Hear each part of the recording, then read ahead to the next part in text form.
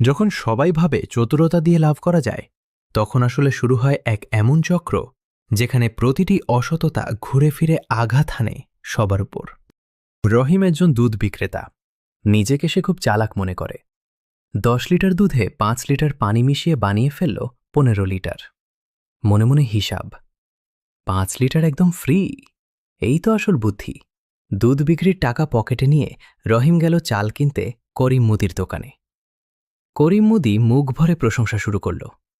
এই চাল অতি উন্নত, এমন চাল আপনি আর কোথাও পাবেন না। শেষ পর্যন্ত রহিমের হাতে তুলে দিল পাথর মেশানো চাল। এই লাভ নিয়ে করিম মুদি গেল বাজারে মাছ কিনতে। সেখানে মাছওয়ালা মনির তাকে ধরিয়ে দিল ফরমালিন মেশানো পচা মাছ, দামের দ্বিগুণে। হঠাৎ মনিরের কাছে খবর আসে তার ছেলে মারাত্মক অ্যাক্সিডেন্ট করেছে। দিশেহারা হয়ে ছুটে যায় হাসপাতালে। সেখানে এক দালাল বিশেষ চিকিৎসার নামে ভয় দেখিয়ে আর মিষ্টি কথা বলে মনিরের কাছ থেকে মোটা অঙ্কের টাকা হাতিয়ে নেয়। দালাল বাড়ি ফেরার পথে পড়ে ছিনতাইকারীর কবলে। ছুরি চালিয়ে সব টাকা নিয়ে পালাতে চায় ছিনতাইকারী, কিন্তু পালাতে পারে না। ধরা পড়ে পুলিশের হাতে।